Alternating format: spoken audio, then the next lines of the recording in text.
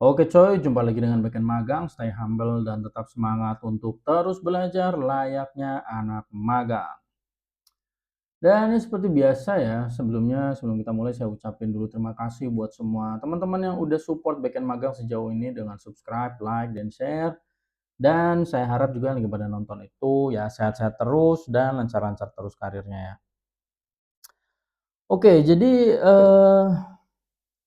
mana ya? Banyak yang mikir ya kalau kayak data bocor ataupun komputer atau file-filenya itu terkunci gitu kan karena ransomware itu pelakunya pasti, "Oh ini hacker jenius ini," ya banyak yang mikir gitu tapi kenyataannya itu yang nge-hack bisa aja masih bocah gitu loh dan yang jadi korban itu adalah orang-orang dewasa yang ceroboh. Selalu sebenarnya, yang terjadi itu gitu, korban itu cuma orang-orang dewasa yang ceroboh ya emang nggak harus bocah yang nge-hack, cuma maksudnya untuk ransomware itu sebenarnya ya nggak cuma saya, banyak banyak juga pakar-pakar hacking tuh yang bilang ya ini receh banget gitu loh.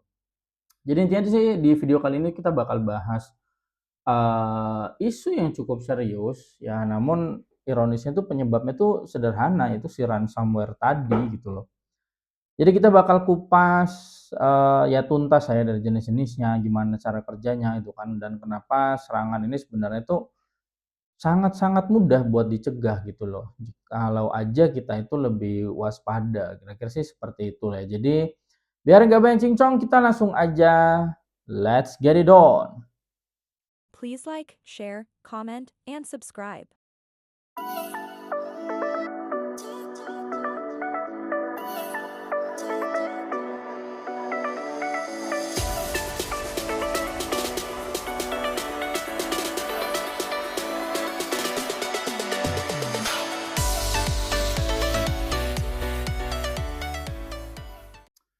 Jadi, apa sih ransomware itu Bang, gitu kan ya, simpelnya sih ransomware itu dia tuh cuma malware lah yang intinya tuh dia bakal nge-lock datanya kita atau data-data ya pokoknya komputer yang sama dia diinfeksi sama dia gitu ya.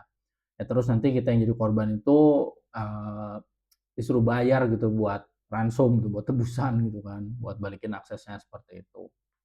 Nah, tapi kalau kita pahamin sebenarnya ransomware ini nggak serem-serem begitu juga gitu loh. Ini gimana ya, ya bisa dibilang hal paling receh lah dalam dunia hacking-hackingan gitu ya, simpelnya gitu kan. Intinya sih ada 2 jenis ransomware itu ya, saya ambil simpelnya aja, kalau dijabarin tentunya banyak banget gitu, cuma intinya tuh simpelnya tuh dia ada 2 ya, ada RAT sama FUD, itu yang paling gampang lah kita jelasinnya gitu, ya kita ambil simpelnya gitu ya. RAT itu dia tuh remote access trojan, kalau FUD itu fully undetectable malware, ini seperti itu. Nah, dua-duanya ini ya bisa dicegah, dia seperti itu. Jadi, sekarang saya bakal jelasin RAT dulu. Jadi apa sih Bang RAT Bang? Ya RAT itu simpelnya tuh dia malware yang bakal ngasih hacker tuh akses penuh ke komputernya si korban ya. Misalnya kita jadi korban ya komputer kita gitu kan. Pokoknya komputer si korban lah ya. Terus nanti korbannya buka file misalnya file bentuknya kayak Excel gitu padahal itu udah executable gitu kan. Pas dibuka ya boom langsung tuh hackernya bisa lihat layar, bisa nyalain kamera, bisa ngontrol semua ya gitu-gitulah. Dan ya ini dia nih sifatnya nyebar ya dan mengenkripsi file juga itu kan, bahkan dia bisa ngambil daftar password dari browsernya korban, seperti itu. Nah, jalur masuknya gimana sih? Ya ratanya bisa masuk misalnya kayak dari email-email gitu kan, ada email misalnya, oh ini email tugas kantor misalnya gitu, email tugas kuliah atau ya apalah email-email yang sekiranya, berkemungkinan bakal dibuka gitu filenya sama si korban gitu kan. Terus kayak dari link misalnya yang pada download cheat zaman-zaman dulu tuh pada main game tuh pada nge-cheat gitu kan. Itu atau ya aplikasi-aplikasi yang bajakan juga biasanya bisa ditempelin gituan gitu kan. Jadi dari link terus biasanya tuh yang paling ngeri itu kalau buat saya itu misalnya invoice, tagihan invoice kan kita mau buka, misalnya kita jual beli gitu kan terus ada tagihan invoice-nya terus kita mau buka itu kan, ya ternyata itu bukan file PDF tapi file yang executable seperti itu. Nah, kenapa sih ini seringnya berhasil terutama yang pakai Windows ya, karena kan di file Windows itu kan secara di file Windows, di OS Windows itu kan secara default si OS ini bakal nyembunyiin ekstensi filenya gitu, makanya banyak yang jadinya tuh nggak aware gitu kan. Terus ya user-nya males scan file bisa juga, atau ya terlalu percaya gitu sama yang ngasih file gitu kan. Nah, set bathroom-nya, anjir tool RAT gitu gampang banget dicari di GitHub gitu, cari di YouTube, di TikTok juga bisa, bahkan ya nggak usah punya background software engineer yang mumpuni ya, bahkan kayak anak-anak SMA, SMK gitu aja bisa bikin gitu loh. Nah, jadi masalah kan, hal kayak gini tuh pernah terjadi bahkan di Konoha ya, Konoha, di pusat datanya Konoha tuh pernah terjadi kena ransomware gitu kan.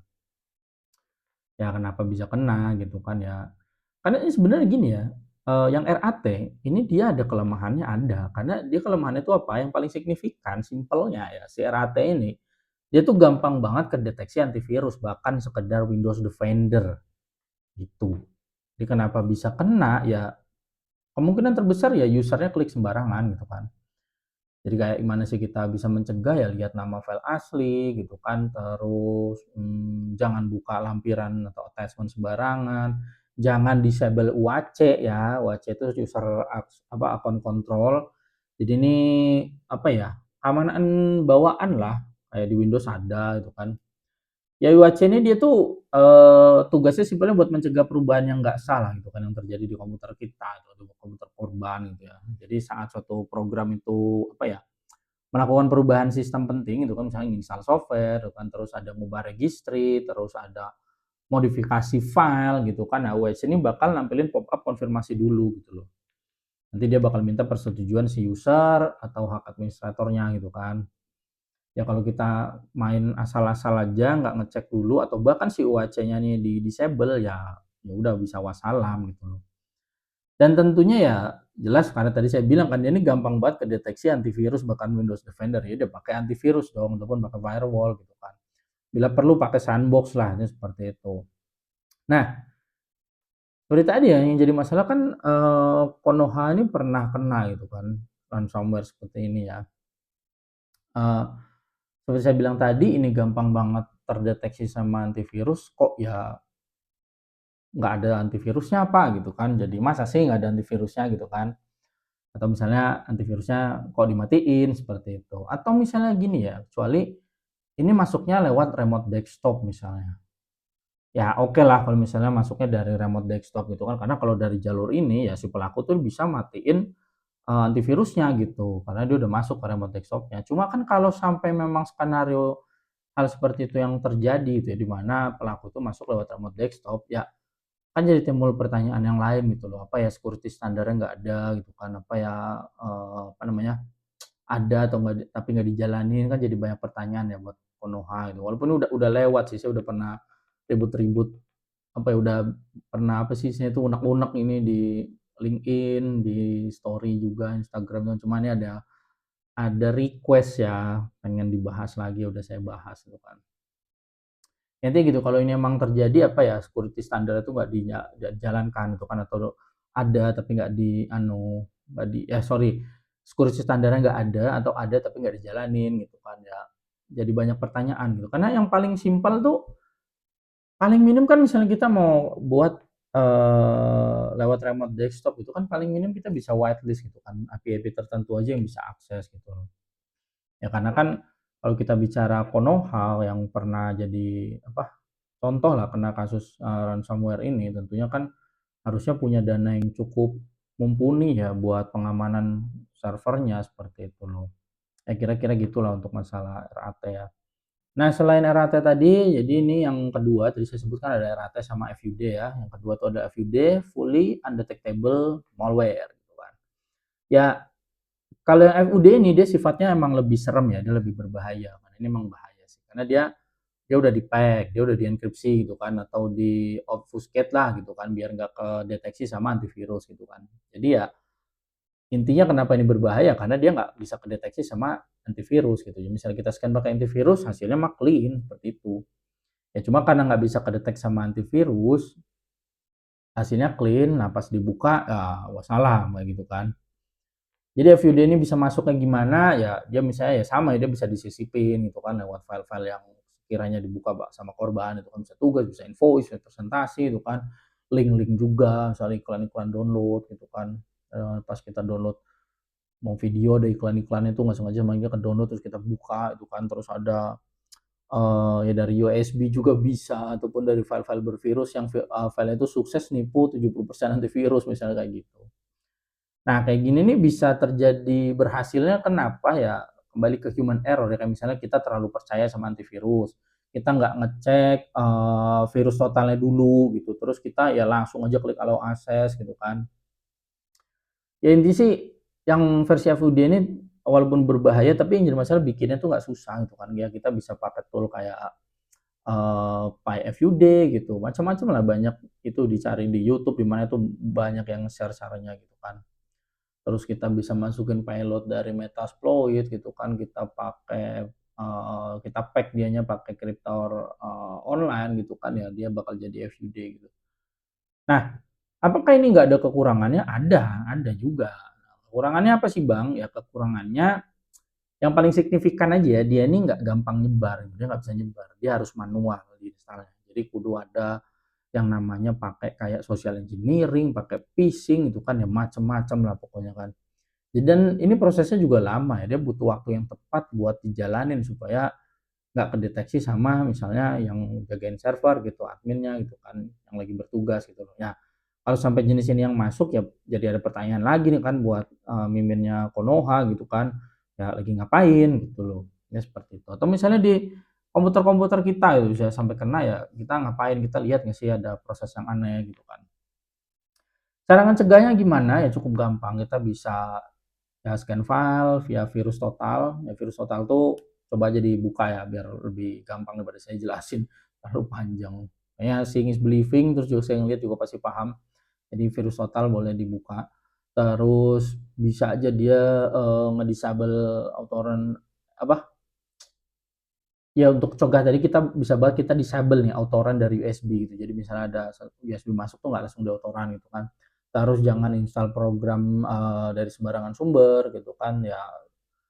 Sandbox atau VM juga kita anu ya, buat install-install, software yang mencurigakan ya, ya seperti itu.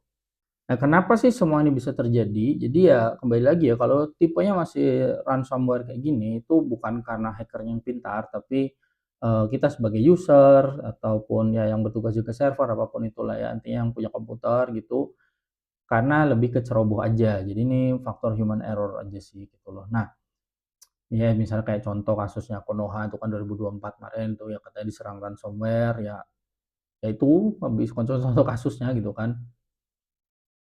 Eee, apa ya, karena agak sulit juga misalnya suatu sistem dari lembaga yang cukup besar gitu kan, yang harusnya punya mumpuni entah dari Konoha, entah di manapun kalau misalnya sampai kena, eee, karena lucu juga, karena ini kemungkinan bukan brute force gitu, bukan zero day juga ya, tapi ya bisa aja entah file, entah something yang dilakukan, entah ada sesuatu yang terdownload yang tentunya ini berisi yang ransomware dengan tipe RAT ataupun FUD gitu kan. Atau misalnya tadi bisa lewat remote desktop masuk ya kenapa sampai bisa kemasukan gitu secara remote desktop-nya gitu kan. Karena kan harusnya ada security standar yang paling minim dengan, kita membatasi IP itu udah paling minim bisa dilakukan, yang lainnya tentu banyak hal-hal yang lebih besar bisa dilakukan gitu kan. Jadi intinya sih kalau kita mau, anti ransomware ya, ini buat teman-teman juga yang mungkin ada yang nggak non IT gitu kan, agak kurang paham dengan ini gitu kan.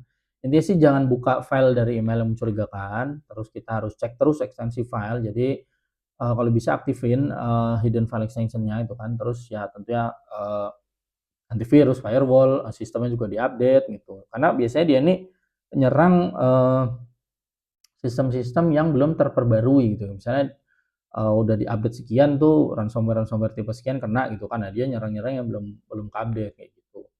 Terus juga kita bisa scan file pakai virus total, tadi coba dibuka aja virus total ya. Terus intinya jangan asal klik allow kalau muncul permission, dibaca dulu pelan-pelan, dipahamin ini apa sih ya, file executable atau bukan, dia mau ngapain gitu kan. Terus juga kita bisa gunakan ya sandbox ataupun VM gitu kan untuk, tes file yang mencurigakan. Jadi kita jalanin dulu VM gitu kan. Terus ya tentunya harus ada backup data juga yang penting-penting itu ke storage-storage yang offline yang lain gitu kan.